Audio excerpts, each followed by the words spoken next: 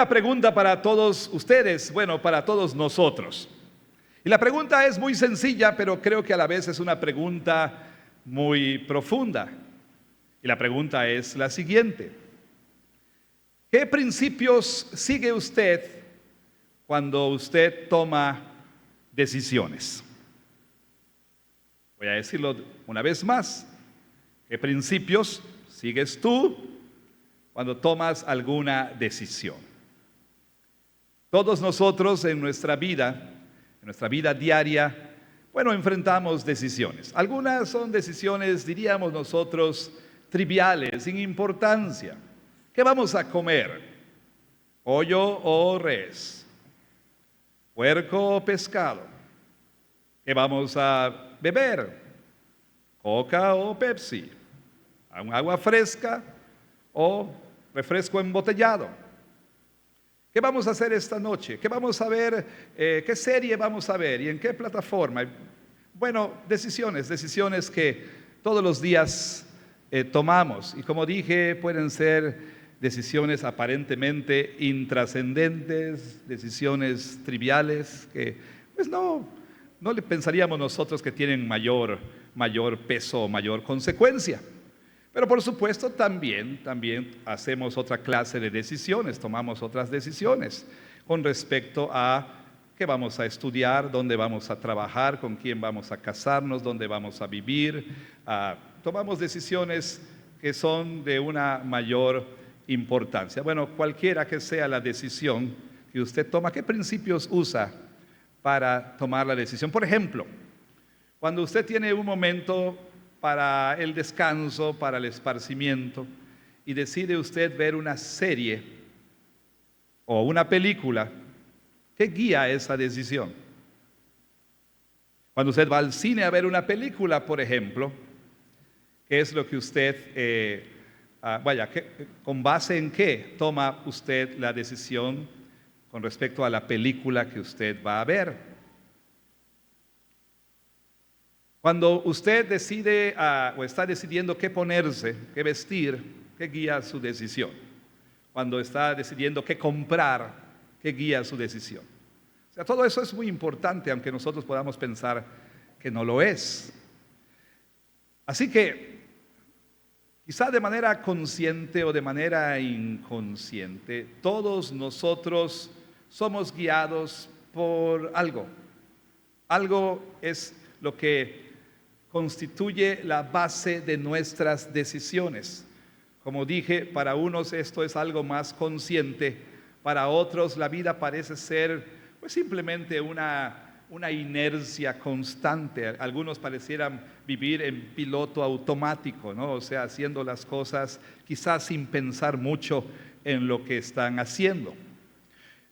Fíjese usted que el apóstol Pablo no quería que los corintios vivieran su vida de esa manera. Y tampoco el apóstol Pablo quiere que nosotros vivamos nuestra vida de esa manera. ¿A qué manera me refiero? Me refiero a tomar decisiones de manera casual, sin pensar, sin reflexionar.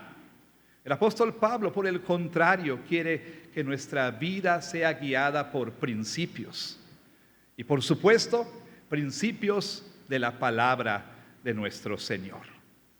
Como recordará usted si ha seguido esta serie, en este capítulo el apóstol Pablo, y en toda la sección de la cual el capítulo 10 es la parte final, la sección que va del capítulo 8, versículo 1, hasta el capítulo 11, versículo 1, el apóstol Pablo ha estado llamando a estos corintios a huir de la idolatría.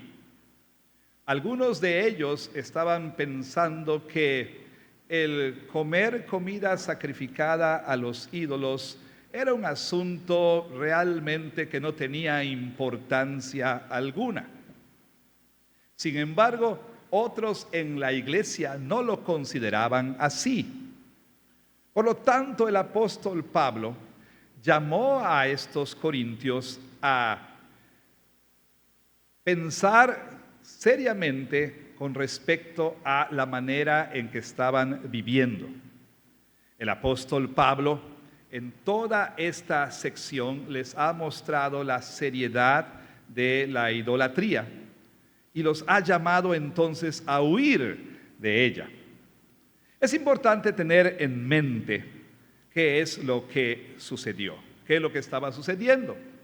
Bueno, por lo menos un grupo en la iglesia había expresado su queja al apóstol Pablo con respecto a la comida sacrificada a los ídolos. En particular, habían manifestado pues su inconformidad por el hecho de que se les estaba llamando a no comer tal comida. Ellos argumentaron que podían hacerlo. Y argumentaron que podían hacerlo porque tenían un conocimiento adecuado, correcto, tenían una teología correcta. Y ellos entonces no serían afectados en lo más mínimo al comer comida sacrificada a los ídolos. Lo que es más, ellos dijeron, somos libres en Cristo, y porque somos libres en Cristo podemos nosotros disfrutar de todo lo que nosotros deseemos. Y el apóstol Pablo entonces comienza a corregir a estas personas y los lleva al punto de confrontarles con la realidad de que la idolatría no es uno de esos asuntos de estamos de acuerdo en estar en desacuerdo. No es un asunto trivial, es un asunto muy, pero muy serio. Y a lo largo de toda esta sección, él les ha mostrado a partir de diferentes ángulos la seriedad de la idolatría. En esta última sección del capítulo 10, el apóstol Pablo va a llegar a sus conclusiones, ¿sí? Y entonces él va a dar una serie de aplicaciones de todo lo que ha dicho a lo largo de esta sección. Ahora, algo que es notable aquí es que Pablo ahora va a hablar a estos corintios ya no con respecto a la vida intraeclesiástica, para decirlo de manera elegante, la vida en la iglesia, sino que ahora Pablo les va a hablar sobre cómo vivir la vida fuera de la iglesia. Durante el capítulo 8 y capítulo 9, Pablo ha enfatizado mucho, inclusive parte del capítulo 10, ha enfatizado mucho la verdad de que la libertad de cada creyente tiene límites. Y les ha dicho claramente que el amor hacia sus hermanos más débiles debe tomar precedente, debe ser la prioridad cuando se trata entonces de tomar decisiones. Ahora, el apóstol Pablo va a hablarles de la relación de los corintios, ya no con las personas de la iglesia, sino cómo vivir su vida como cristianos fuera de la iglesia. Ahora, usted y yo tenemos que estar conscientes de que la vida en Corinto para un creyente no era una vida sencilla. Corinto era una ciudad pagana, una ciudad infestada de idolatría. Por donde quiera que uno mirara había templos dedicados a deidades paganas. Era una ciudad también, por supuesto, llena de inmoralidad, y eso no debe extrañarnos porque inmoralidad sexual e idolatría siempre van de la mano. Y entonces para los creyentes era muy difícil vivir la vida cristiana. Ellos encontraban a cada paso tentaciones. Ahora, hablando específicamente del asunto de la comida, para un creyente era muy difícil la vida en Corinto. ¿Por qué? Porque cuando uno salía al mercado para comprar la comida para el día, lo más probable es que encontrara que en ese mercado la carne que se vendía era carne que había sido ofrecida a un ídolo en algún ritual, en alguna ceremonia. Normalmente la carne que estaba ahí en los ganchos o en los anaqueles era carne que había sido sacrificada en honor a un Dios. Para mí lo más cercano, como alguna vez les comenté en esta serie, lo más cercano a esta experiencia en mi propia crianza, en mi niñez, fue la fiesta de mi pueblo en honor al santo patrono del pueblo. Por supuesto, como ocurre en una de estas fiestas patronales de nuestro contexto, pues estaba el infantable ruedo taurino, ¿sí? Y entonces ahí pues se celebraban las corridas de toro.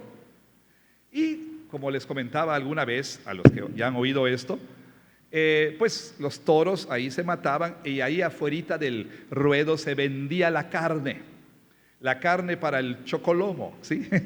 Y entonces iba yo con mi abuelo a comprar carne para el chocolomo, este guiso yucateco.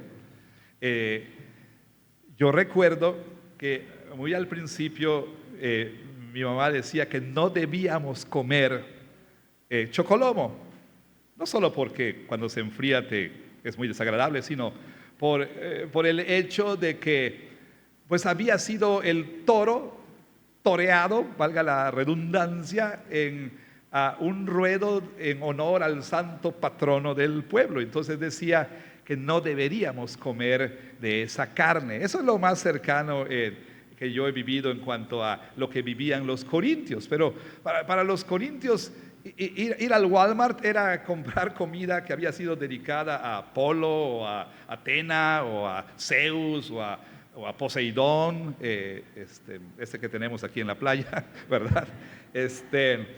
Y era muy difícil encontrar algo que no fuera sacrificado a un ídolo. Lo que es más, la vida social. Estos corintios, pues, estos cristianos profesantes, pues, corintios, tenían mucha dificultad porque, pues, a menudo recibían invitaciones para ir a alguna cena, alguna comida, quizá algún compañero del trabajo, algún vecino, algún, no sé, colega, en fin, les invitaban a una comida y lo más probable es que la comida que se servía en la cena o en el almuerzo o el desayuno o lo que fuera, pues era comida que había sido dedicada a un ídolo. Y entonces, bueno, había mucha dificultad para estos cristianos. Bueno, en la iglesia corintia había algunos que decían, la verdad, a mí no me importa, a mí no me daña, yo tengo una teología correcta, sé que solo hay un Dios, sé que los ídolos son nada y esto no me va a afectar, así que no tenían problema en ir a los templos paganos y consumir comida allí, o comprar comida, aunque hubiera sido ofrecida a un ídolo, o aceptar invitaciones ahí a casa de algún vecino conocido y comer pues comida que había sido sacrificada a un ídolo. Pero había otros en la iglesia que sí tenían un tiempo pero muy difícil. Sobre todo aquellos cristianos que habían salido de un trasfondo judío, que habían sido crecidos bajo leyes muy estrictas que les prohibían consumir cualquier cosa que no fuera lo que ellos llaman kosher, ¿sí? Comida limpia de toda inmundicia y de todo contacto con paganismo, idolatría, etc. Y también estaban aquellos que habían salido, los gentiles que habían salido de ese mundo de idolatría, ¿sí? Ellos tenían un problema bastante serio, no podían desligarse de lo que ellos habían vivido. Para ellos eso representaba un regreso a la idolatría. Y entonces pues había mucha dificultad. Entonces, ¿cómo vivir la vida? ¿Cómo vivir la vida dentro de la iglesia? ¿Cómo vivir la vida cristiana fuera de la iglesia? ¿Qué principios deben guiar nuestras decisiones? ¿Qué principios deben guiar todo lo que hacemos? Bueno, Pablo les enseña a los corintios y también nos enseña a nosotros. Por supuesto, digámoslo así, que la verdad fundamental o el principio general es que nuestra libertad en Cristo debe ser usada para la gloria de Dios, por supuesto. Pero Pablo, además de esto, procede a dar una serie, 3 para ser preciso, de principios que pueden guiar al cristiano en su vida en la iglesia y fuera de la iglesia.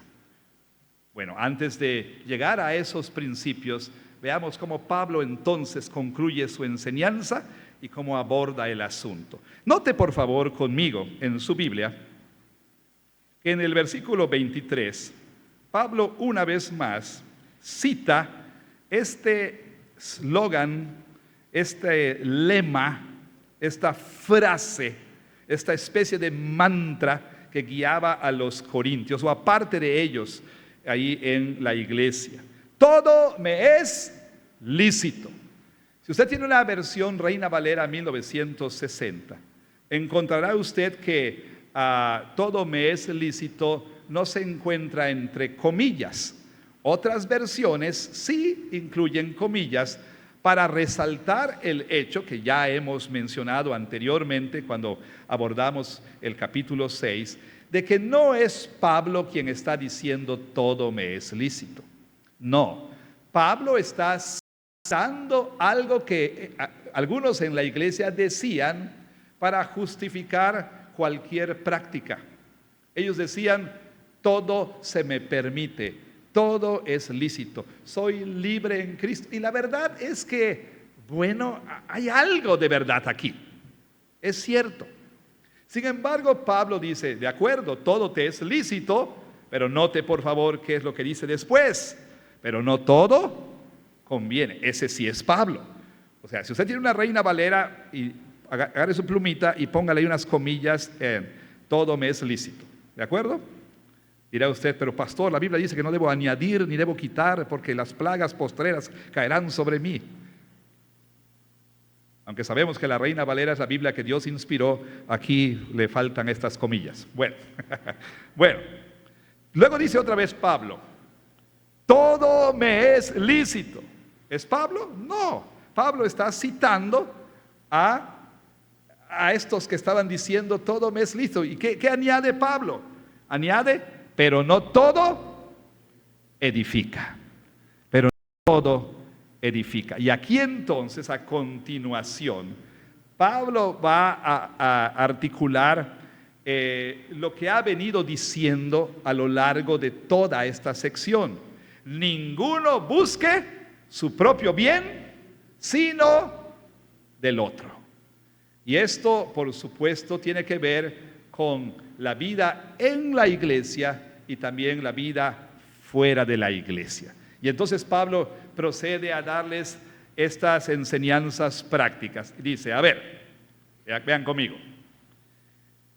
Versículo 25. De todo lo que se vende en la carnicería, coman, sin preguntar nada por motivos de conciencia. Pablo les dice, a ver, miren, yo sé que es muy difícil la vida ahí en Corinto. Es cierto, somos libres en Cristo. Por lo tanto, cuando vayan a la carnicería, cuando vayan ahí al Maxicarnes, ¿no?, de Corinto, ¿sí? De todo lo que se venda ahí, sin problema. Pues que, no sé, que hay hay bistec, compra.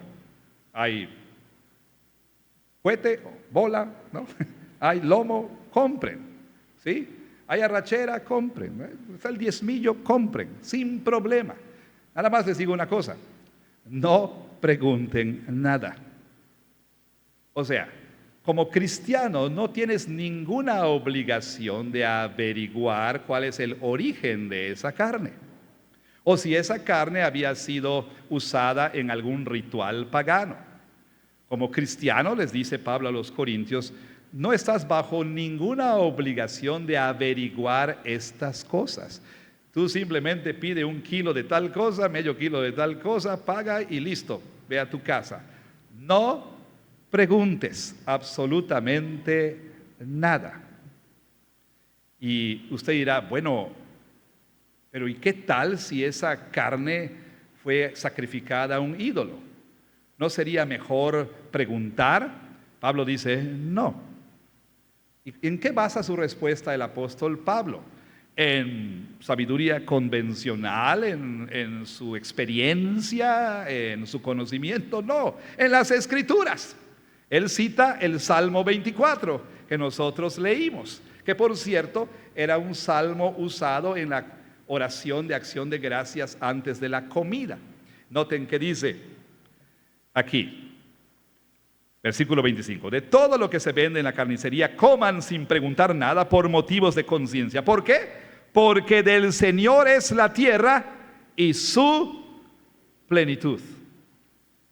Pablo les dice, miren, todo lo que Dios ha creado es bueno y todo debe recibirse con acción de gracias.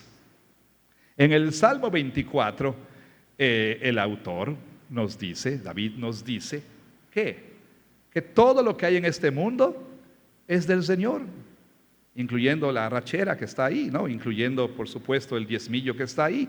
Todo es del Señor, el Señor lo hizo y todo lo que el Señor hizo es bueno.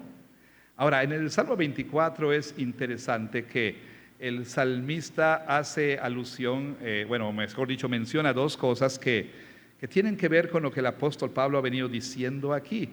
Él hace la pregunta, ¿quién subirá al monte de Jehová y quién estará en su lugar santo? Dice, el limpio de manos y el puro de corazón, el que no ha elevado su alma a cosas vanas. O sea, el salmista, y por eso Pablo también cita este salmo, dice, bueno, ciertamente todo es del Señor, pero uno tuviera que pensar que hay dos cosas que me van a impedir estar fuera del monte del Señor o del lugar santo del Señor, de estar ahí en gloria con Él. Uno es lo que hago con respecto a otras personas y lo otro es también el adorar ídolos. Cuando dice el que no ha elevado su alma a cosas vanas, eso se refiere a la idolatría. Los ídolos son conocidos en la Biblia como vanidades ilusorias, ¿sí? Entonces, aún ahí en el Salmo podemos ver que si bien todo es del Señor y si bien todo le pertenece al Señor, como creyentes tenemos que tener mucho cuidado de no usar tal cosa como excusa para hacer lo que querramos. ¿Por qué? Porque lo que hagamos hacia otros o lo que hagamos a otros va a tener repercusiones. O si nosotros también nos entregamos a la idolatría, eso obviamente también tendrá repercusiones. Pero bueno, vuelvo aquí al apóstol Pablo, cuando él dice, mira, come, da gracias a Dios. Y da gracias a Dios y disfruta, ¿sí? Como aquel comercial de Sara Lee, solo disfruta, ya no hay más culpa, ¿no? Tú come y disfruta tu comida. No preguntes. Ahora, Pablo está diciendo, mira, no es como si la comida por asociación con una práctica religiosa pagana e idólatra, pues se contamina. No es como que algún demonio posee al filete, ¿no? Y entonces cuando ese filete es transportado hasta el Walmart, ahí va el demonio en el filete, ¿no? Y cuando tú te lo comes, comes el demonio. Pablo está diciendo, no hay tal cosa, ¿sí? Eso no es lo que el apóstol Pablo está diciendo, mira, no lo comas porque cuando ofrecieron esa res a tal ídolo, a Apolo, le entró un demonio, ¿no? No hay tal cosa, dice el apóstol Pablo. Esta carne es del Señor, cómela sin hacer preguntas, dice el apóstol Pablo. Pero si tú preguntas, oiga, pero esta comida, pues esta carne que quiero comprar, oiga, de casualidad no fue ofrecida ahí en el festival de Apolo. No, fíjese que sí. Entonces Pablo dice, ahí la cosa cambia. Y él dice, por motivos de conciencia. Y ahorita va a explicar qué quiere decir. Luego Pablo habla del otro escenario. Cuando vayan ustedes a alguna casa, dice, si algún incrédulo, noten, la cosa ha cambiado aquí. Aquí Pablo está hablando de quiénes, de nuestros amigos y nuestros vecinos y nuestros compañeros de trabajo y de la escuela. Si algún incrédulo les invita, aquellos que no son creyentes, y quieren ir, dice, de todo lo que se les ponga delante, coman sin preguntar. O sea, uno, decía el apóstol Pablo, no tiene ninguna obligación de preguntarle al anfitrión, disculpa, pero lo que vamos a comer, ¿fue ofrecido a algún ídolo? No, tú simplemente recibe lo que se te ponga enfrente, da gracias a Dios y come, y come. Pero dice el apóstol Pablo, pero si preguntas, la cosa cambia. O si de pronto el anfitrión te pregunta, oye, vecino, ¿cómo está el pollo? Ah, riquísimo. Ah, a propósito, lo acabamos de ofrecer a mi señor Poseidón, ¿no? Fueron al malecón y ofrecieron como la señora esa con sus globitos, ¿verdad? Pero bueno. Entonces, si el anfitrión te dice, a propósito, lo ofrecimos a tal Dios, ahí entonces debes regurgitar el bocado, ¿no? Debes dejar de comer, debes parar en ese momento y decir, discúlpeme, pero no puedo comer esto. Y Pablo dice, la razón, vea usted, versículo 28. Mas si alguien les dijere, esto fue sacrificado a los ídolos, no lo coman, por causa de aquel que lo declaró y por motivos de conciencia. Una vez más, porque del Señor es la tierra y su plenitud. Y luego aclara, no tu conciencia, no. Si tú eres un creyente con una conciencia bien formada, con un conocimiento correcto, y sabes que los ídolos son nada, y sabes perfectamente bien que aunque hayan puesto el pedazo de carne en el altar de Poseidón, no se le metió el demonio tal, ¿sí? Pablo dice, si tú sabes estas cosas porque tienes una conciencia bien informada y bien formada, pues no hay problema, a ti no te va a dañar. No lo estoy diciendo por tu conciencia, lo estoy diciendo por la conciencia del otro. Por la conciencia del otro, por la otra persona. Recordarán ustedes que cuando se trató de los hermanos más débiles, precisamente eso fue lo que el apóstol Pablo dijo, que no debieran ellos hacer uso de su libertad de comer carne aún sacrificada a los ídolos para no dañar la conciencia del hermano más débil. ¿Se acuerdan que dijimos en su momento? Si no, permítame recordarles. Cuando nosotros llevamos a un hermano más débil a hacer algo que va contra su conciencia, estamos hiriendo su conciencia, estamos nosotros enseñando a esa conciencia a ya no reaccionar, ¿sí? Estamos contribuyendo a que la conciencia de ese hermano vaya entrenándose a ya no decirle esto no está bien. Ahora Pablo está hablando aquí de los incrédulos. ¿Y de qué se trata esto entonces? ¿En qué sentido Pablo está diciendo, mira, por la conciencia de ese incrédulo no comas? Bueno, en este sentido. Si nosotros, dice Pablo, comemos después de que se nos informó que eso fue sacrificado a un ídolo, pudiéramos nosotros estar llevando a pensar a este no cristiano algo así más o menos como, bueno, yo pensaba que estos cristianos estaban en contra de la idolatría, pero veo que no. Pues veo que no es un asunto serio. Así que puedo seguir con mi idolatría. O sea, en pocas palabras, podemos validar la práctica idólatra de esa persona. Uno, cristiano, por supuesto, con una buena conciencia, puede separar las cosas porque sabe que los ídolos son nada y porque sabe que no hay demonios dentro de la carne. Uno puede hacer eso, ¿verdad? Y puede disasociarse de estas cosas, pero el incrédulo no. El incrédulo será validado. El incrédulo dirá, bueno, pues aún el cristiano come de esto, pues entonces no es malo. Yo pensé que ellos se oponían a la idolatría, pero veo que no. Así que yo puedo entonces seguir con mi idolatría. Entonces Pablo dice, por lo tanto, si te informan o si tú preguntas y te dicen que eso fue sacrificado a un ídolo, no lo comas. Ahora ustedes dirán, pues tal vez lo más cercano a todo esto es cuando el vecino viene con su bandeja su lata, como diríamos, de un rico y delicioso mukbang pollo, ¿no? Humeante, recién sacado del hoyo, ¿verdad? Uno puede sentir el aroma, ¿verdad? Del mukbang pollo recién horneado, ahí la hojita del tamal, así, ahí se ve así quemadita y demás, y el vecino viene y le trae el mukbang pollo. Vecino, le traje pip, ¿no? Le traje pip. Y usted diría al apóstol Pablo, ¿qué ha de hacer en ese momento? No preguntes. Solamente, gracias vecino, cierra la puerta y a comer, ¿no? O sea, no preguntes absolutamente nada. ¿Sí? Nada. Pero si el vecino dijera, vecinito, ahí le traje este movipollo, acabamos de quitarlo de la mesa ahí en honor a mi santo finado, que Dios lo tenga en su gloria, ¿verdad? Entonces usted tendrá que decir, ay vecino, muchas gracias por su generosidad, pero no puedo aceptarlo. Y claro, yo sé que están pensando, esto nos pone en una posición bastante difícil. ¿Por qué? Porque por lo menos esa persona va a pensar que soy un grosero.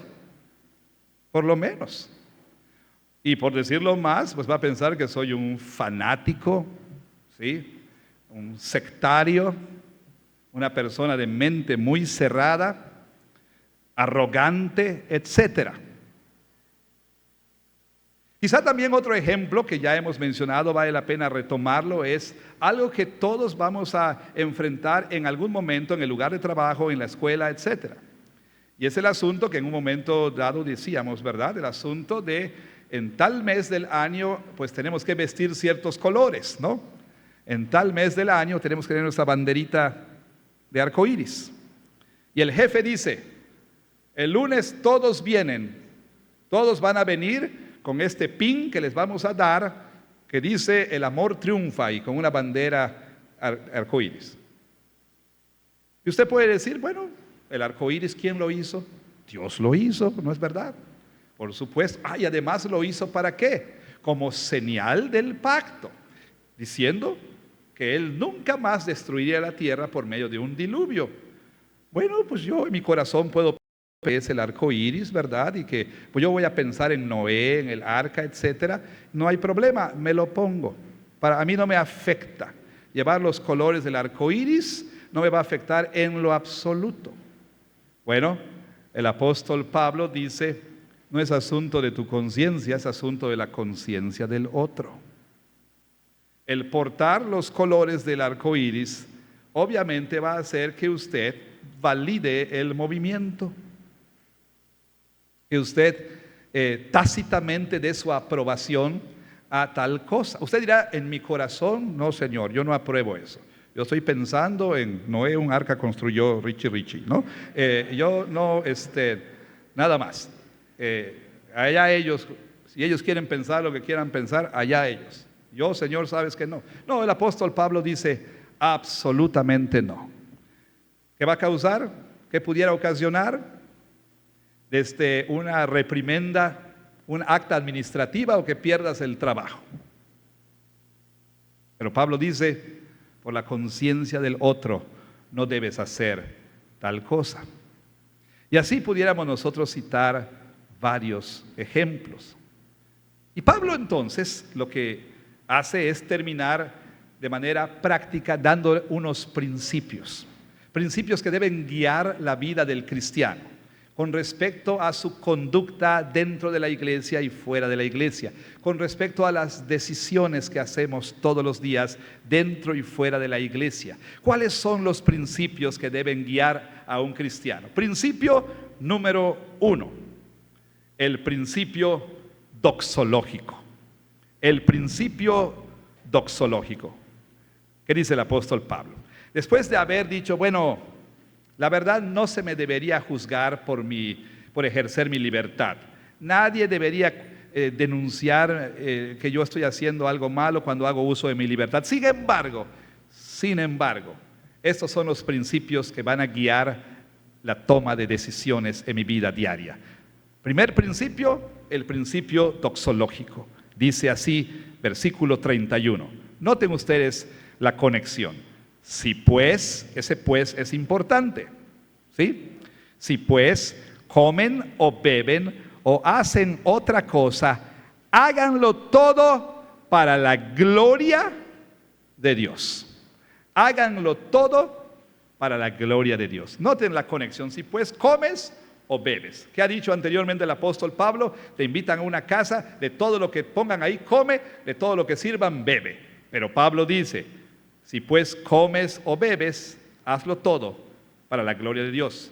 Cualquier otra cosa que hagas, hazlo todo para la gloria de Dios. ¿Cuál es la pregunta que el cristiano debe hacerse? La pregunta primordial, la pregunta rectora, la pregunta más importante. ¿Esto que voy a hacer dará gloria a mi Señor?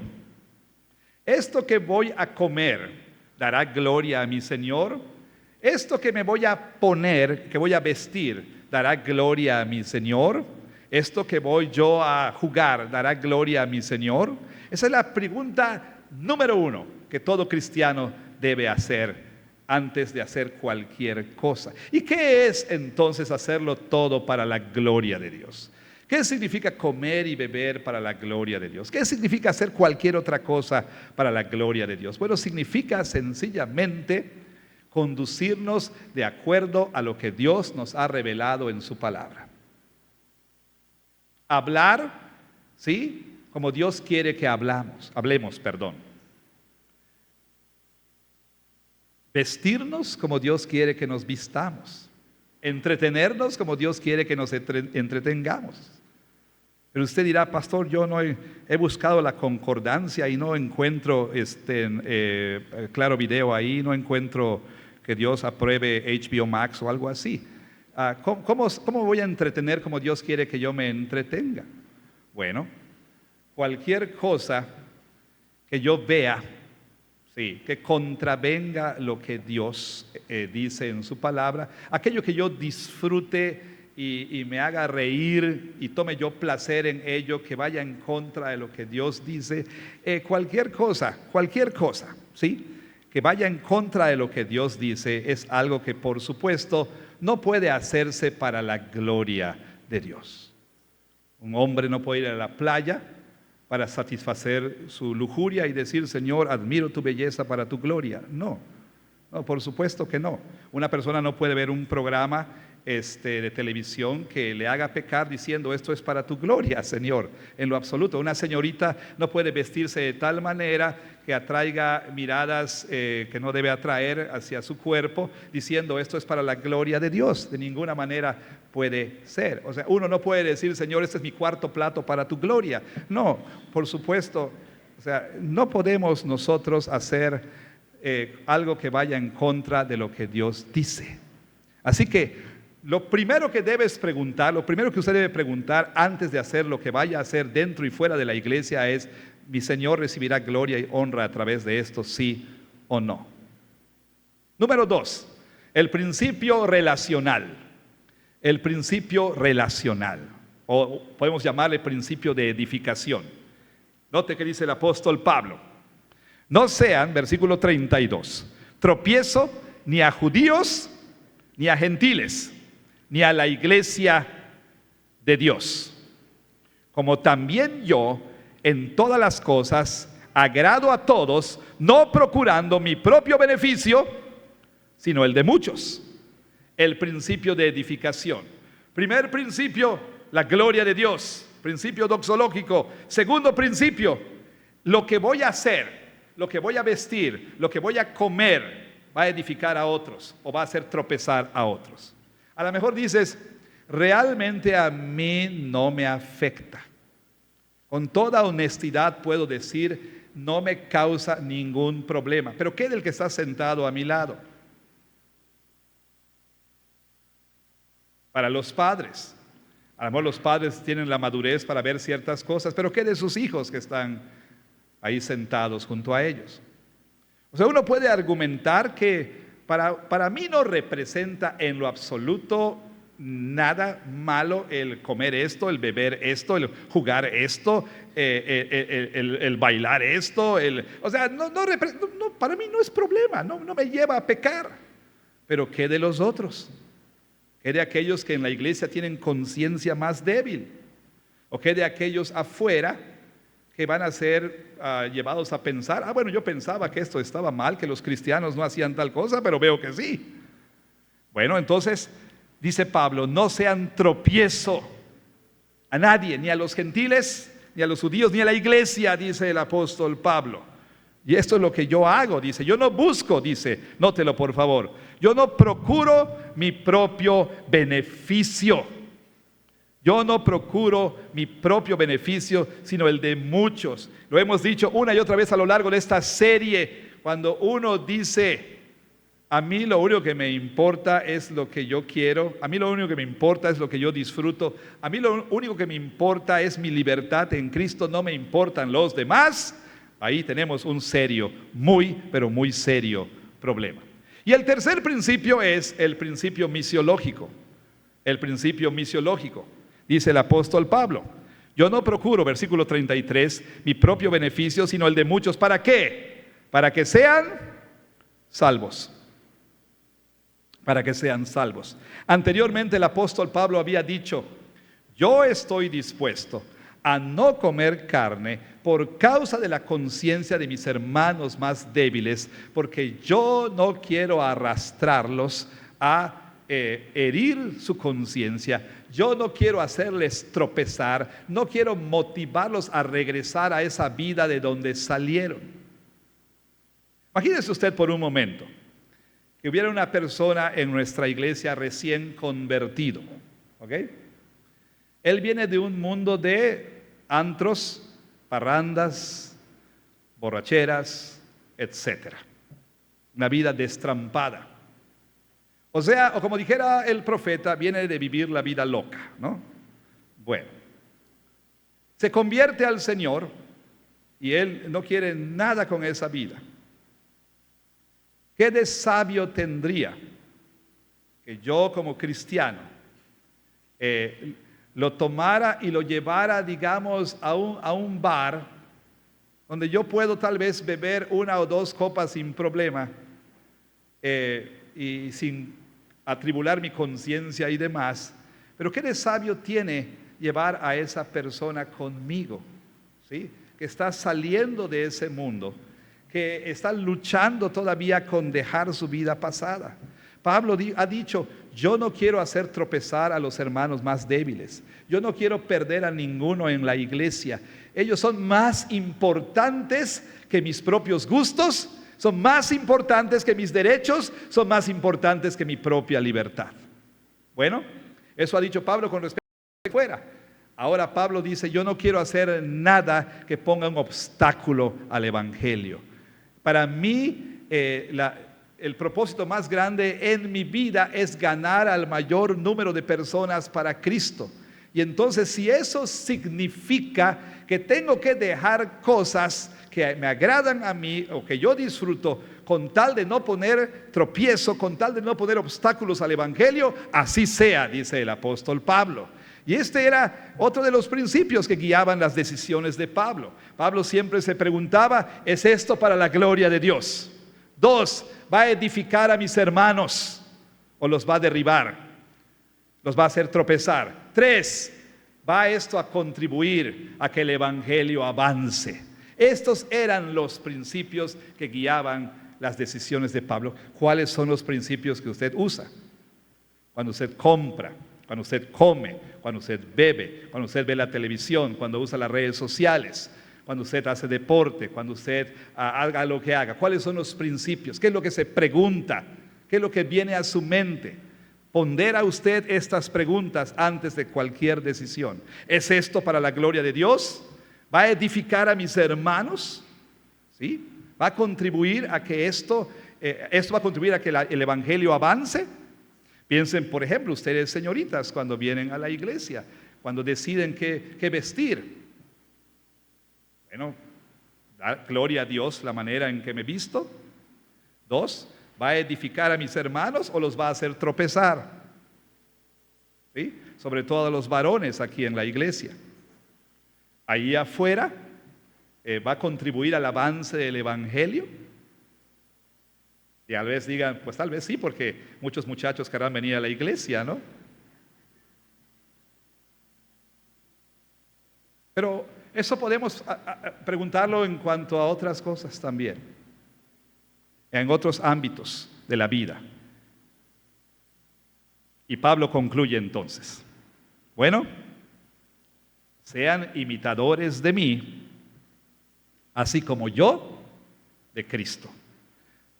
Concluye el apóstol Pablo diciendo, miren, todo lo que yo les he dicho que ustedes hagan, yo lo estoy haciendo. Él lo ha dicho en el capítulo 9. Yo soy libre, pero he hecho a un lado mi libertad. Tengo derecho a recibir un salario, pero no voy a cobrar un solo centavo por causa del evangelio. Tengo libertad para esto, pero no lo voy a hacer. Yo disciplino mi cuerpo, o sea, yo pongo en sujeción mis deseos. ¿Por qué? Porque yo quiero, número uno, no quiero que mi fe sea hallada falsa, y número dos, no quiero poner tropiezo a nadie. Sean imitadores de mí. Normalmente nosotros los cristianos, y sobre todo nosotros los pastores, ¿verdad? Decimos, mira, haz lo que te estoy diciendo, pero no hagas lo que yo hago. Normalmente los cristianos nos excusamos en aquello que solemos decir. Mira, tú imita a Jesús, no te fijes en mí. No te fijes en mí. Cuando vayas a la iglesia, tú pon tus ojos en Cristo. No pongas los ojos en la gente, porque te vas a decepcionar. Pon los ojos en Cristo. Bueno, hay algo de verdad ahí. Pero el asunto es que esto no debería servirnos como una muleta, ¿no? No debería servirnos como una excusa. Cada creyente aquí en la iglesia Jesús debiera aspirar a poder decir, imítame a mí. ¿Quieres saber cómo vivir una vida cristiana? Imítame a mí. El papá a sus hijos. ¿Quieres saber cómo vivir la vida cristiana, hijo? Imítame a mí. El cónyuge a la esposa al esposo, pues. ¿Quieres saber cómo se vive la vida cristiana? Imítame a mí. ¿Quieres saber qué es ser un cristiano? Imítame a mí. Dice Pablo, ¿por qué les llamo a imitarme? Porque yo imito a Jesús. Los corintios preguntaban entonces, bueno, entonces ¿qué, Pablo? ¿Qué? Pablo no dijo, a ver, voy a sacar aquí tengo una bolsita de brazaletes que tienen estas 4 letras, WWJD. What would Jesus do? ¿Qué haría Jesús? ¿No? Se puso de moda hace algún tiempo, ¿se acuerdan? ¿Qué haría Jesús? ¿Sí? De hecho, un cantante mexicano de nombre, creo que Koalo Zamorano o algo así, sacó una canción, la versión región 4 de esa moda, de ¿qué haría Jesús? Se llamaba ¿qué? Pero era QHE. ¿Qué haría él? ¿No? Entonces la idea es que el cristiano debe preguntarse, a ver, ¿qué haría Jesús? ¿Qué refresco tomaría Jesús? ¿Qué vestido se pondría Jesús? No, la pregunta no es ¿qué haría Jesús? La pregunta es ¿qué hizo Jesús? Y sabemos qué hizo Jesús, ¿no es verdad? Nos dice el apóstol Pablo en Filipenses capítulo 2, para traer todo esto a su conclusión. Dice así, hayan ustedes, dice el apóstol Pablo, el mismo sentir que hubo también en Cristo Jesús, el cual, siendo en forma de Dios, no estimó el ser igual a Dios como cosa a que aferrarse, sino que se despojó a sí mismo, tomando forma de siervo, hecho semejante a los hombres, y estando en la condición de hombre, se humilló a sí mismo, haciéndose obediente hasta la muerte y muerte de cruz. Entonces, cuando nosotros vivamos nuestra vida dentro y fuera de la iglesia, no debemos preguntarnos qué haría Jesús, sino qué hizo Jesús. Y somos llamados a imitar a Jesús, para que otros también, viéndonos a nosotros, puedan ser llevados por el camino de la obediencia. ¿Qué hizo Jesús? Contrario a lo que estos corintios estaban haciendo y contrario a lo que usted y yo hacemos, Jesús estuvo dispuesto a dejar de lado sus prerrogativas, sus derechos divinos, hacer a un lado todo aquello a lo que Él podía aferrarse. Él no se aferró al ser igual a Dios. Él se despojó a sí mismo y tomó forma de siervo. Usted y yo como creyentes debemos vivir con una mentalidad de siervo. Eso es lo que Pablo ha dicho en esta sección. Yo soy un siervo de Jesucristo. Yo soy un esclavo de Jesucristo.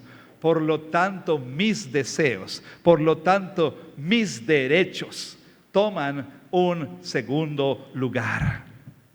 Para mí lo más importante es lo que Jesús quiere, no lo que yo quiero.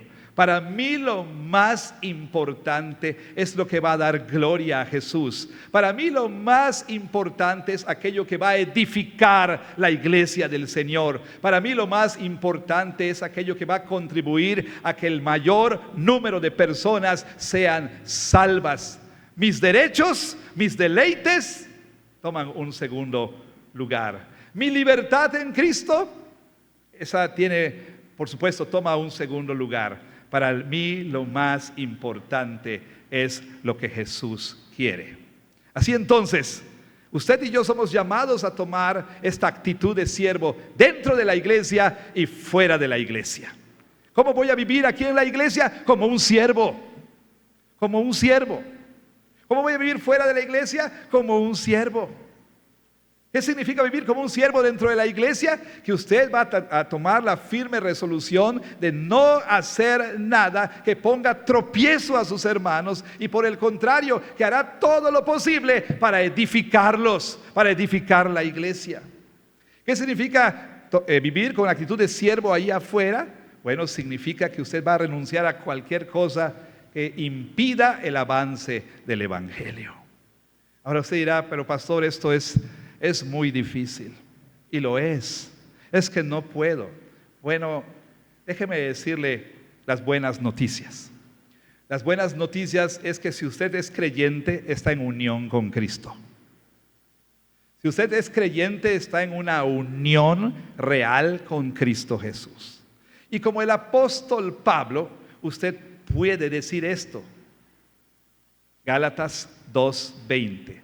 Dice Pablo, ya no vivo yo, mas Cristo vive en mí. Y lo que vivo en la carne, lo vivo en la fe del Hijo de Dios, el cual me amó y se entregó a sí mismo por mí. Entonces, si está en unión con Cristo por la fe, en realidad usted puede hacer lo que Dios le está mandando hacer. Porque no se trata nada más de voy a tratar de imitar a Cristo en mis propias fuerzas. Se trata de que a través de la vida poderosa del Señor Jesús, a través de su Espíritu Santo viviendo en mí, yo puedo hacer lo que Jesús hizo.